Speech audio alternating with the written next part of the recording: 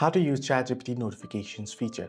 ChatGPT notifications allow you to receive push alerts on mobile or web for task reminders and shared chat activity accessible via settings. So to enable ChatGPT notifications, you want to head over to your settings. Once you head over to your settings, now if you're using iPhone, head over to notifications. If you're using Android, head over to apps, and under apps, head into ChatGPT.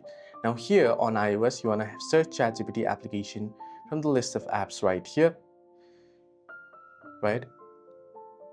So looking for the ChatGPT application and you can enable it from here.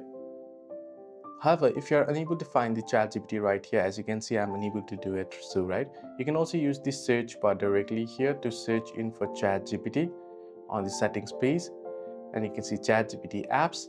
Now, as you can see here, particularly notifications option is not available here as this is the app access page. On Android, you'll be able to find it. On iOS, open up ChatGPT directly. Then what you can do is proceed to open it up. Now, since I didn't allow the notifications previously, so it's not showing me that option within the settings, right? So I want to head into profile here and I should be able to find the various options. You can see notifications. I can tap on enable notifications and enable it.